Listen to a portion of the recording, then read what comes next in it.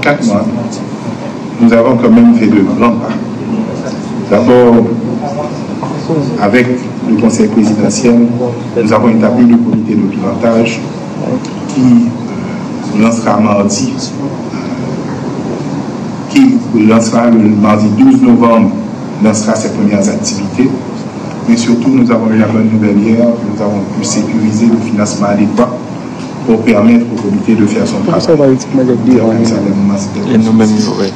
Avec l'appui technique de la primature, la collaboration avec la communauté internationale, et l'engagement du secteur public haïtien à financer ce que nous estimons est important à la transition, nous pouvons annoncer aujourd'hui que ce comité aura à sa disposition toutes les ressources qu'il lui faut pour pouvoir effectuer ce travail.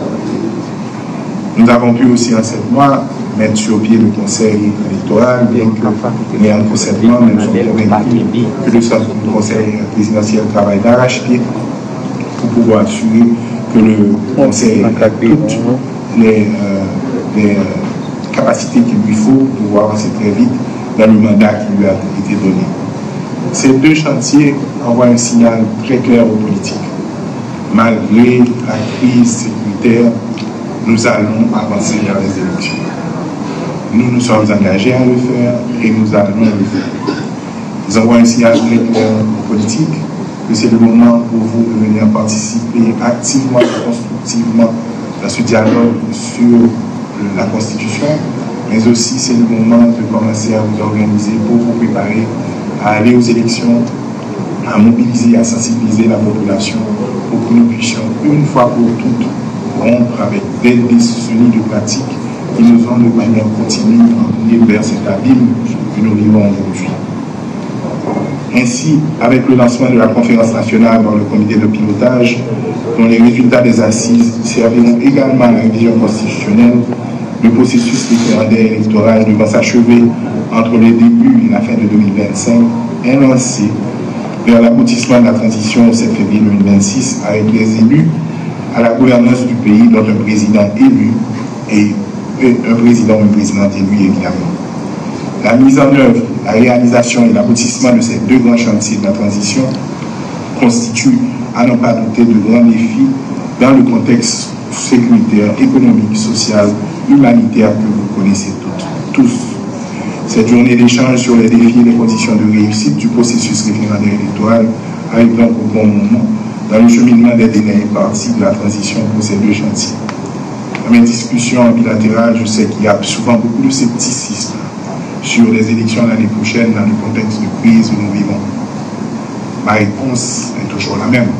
Nous n'avons pas le choix. Le peuple haïtien s'attend à ce que nous livrons et nous gagnons cette bataille en son nom. Et nous sommes engagés à le faire. C'est pour ça d'ailleurs que cette année encore, dans le budget, nous avons pris les dispositions pour que d'ici la fin de l'année, près de la moitié de ce qui est estimé pour pouvoir aller aux élections est déjà couvert. Et nous avons déjà commencé le processus de la mobilisation des ressources supplémentaires pour que nous n'ayons pas de problème de ressources de mouvement. C'est pour ça d'ailleurs que nous avons renforcé notre équipe pour pouvoir donner l'accompagnement qu'il faudra au CEP, au conseiller, pour que lui aussi puisse faire son travail dans un environnement qui lui permettra quand même d'arriver et de maintenir un calendrier qui va déterminer, j'espère, dans les prochaines semaines. Les recommandations qui suivront de ce forum permettront de préparer le terrain pour faire face aux grands enjeux et défis politiques de la phase de vitesse de croisière de la transition à partir, j'espère, de janvier 2025, notamment la conquête de la confiance et de la participation de la population dans le processus. Plus que jamais, je pense qu'il est important que les 2 branches de l'exécutif développent des attitudes cohésives, consensuelles et coordonnées pour résoudre dans une large mesure les questions sécuritaires et humanitaires afin de permettre à toute la population, dont les déplacés en âge de voter, de jouir et d'exercer conformément et librement leurs droits et devoirs citoyens tels qu'ils seront garantis par la Constitution révisée, la Déclaration universelle des droits humains et son pacte relatif aux droits civils et politiques, la Déclaration américaine des droits de l'homme ainsi que la Convention des Nations unies contre toute forme de discrimination à l'égard des femmes. Nous continuons à avancer et nous ne pouvons pas faire mal. Nous pouvons aller vers le référendum pour 2025. Ce n'est pas un groupe, c'est en février 2026. La transition à bout.